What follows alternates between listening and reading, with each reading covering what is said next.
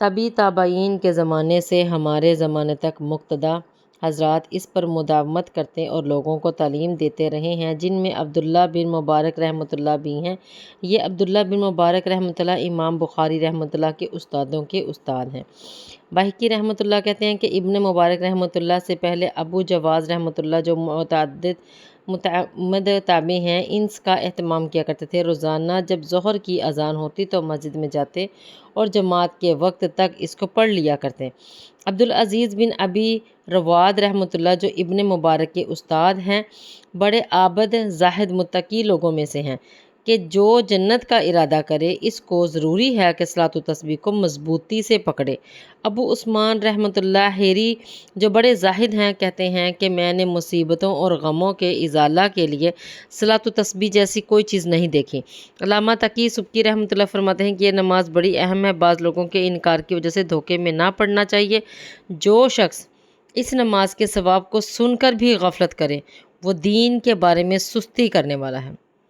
صلح کے کاموں سے دور ہے، اس کو پکا آدمی نہ سمجھنا چاہیے۔ مرقہ میں لکھا ہے حضرت عبداللہ بن عباس رضی اللہ عنہ ہر جمعے کو پڑھا کرتے تھے۔ بعض علماء نے اس وجہ سے اس حدیث کا انکار کیا کہ اتنا زیادہ ثواب صرف 4 رکعت پر مشکل ہے، بالخصوص کبیرہ گناہ کو معاف ہونا۔ لیکن جب روایت بہت سے صحابہ رضی اللہ تعالیٰ عنہ سے منقول ہے تو انکار مشکل ہے۔ البتہ دوسری آیات و احادیث کی وجہ سے کبیرہ گناہ ہونے کی معافی کے لیے توبہ کی شرط ہوگی۔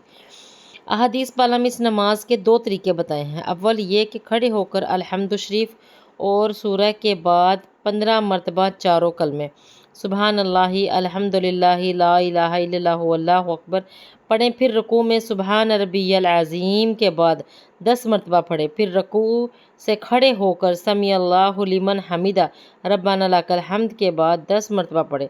پھر دونوں سجدوں میں سبحان ربی الاعلیٰ کے بعد 10 مرتبہ پڑھیں اور دونوں سجدوں کے درمیان جب بیٹھے 10 مرتبہ پڑھیں اور جب دوسرے سجدے سے اٹھے تو اللہ اکبر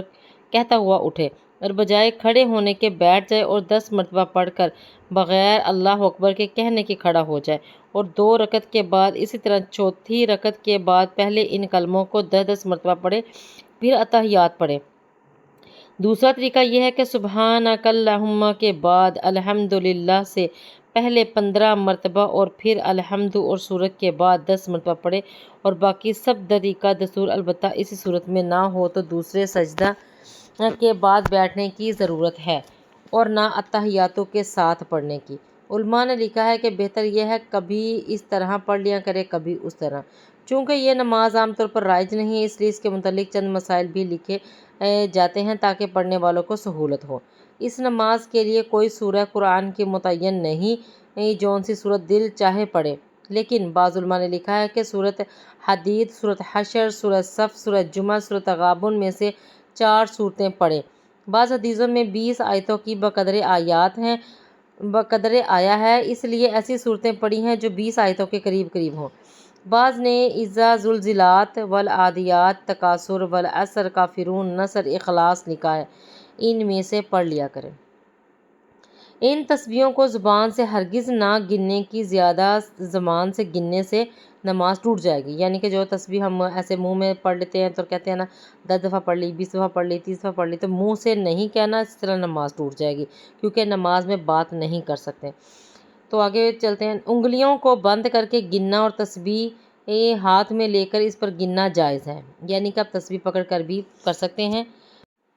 مگر مکروہ ہے۔ بہتر یہ ہے کہ انگلیوں پر جس طرح اپنی جگہ پر رکھی ہیں ویسی ہی رہیں اور حل کرنے پر ایک ایک انگلی کو اسی جگہ دباتا رہے۔ جی میں خود بھی ایسے ہی کرتی ہوں۔ جب ہم نے ہاتھ نیچے رکھے ہوتے ہیں، جب ہم سجدے میں ہوتے ہیں تو ہاتھ کو صرف اشارتاً جب ایک پور جو اوپر والی ہے اس کو ہم ذرا سا دبا لیں، دوسری طرف جب پڑھنے پر آئیں تو دوسری کو دبا دیں، لیکن ہاتھ نہیں اٹھانا، نہ ہی تسبیح استعمال کرنی ہے، نہ ہی کوئی اور چیز استعمال کرنی ہے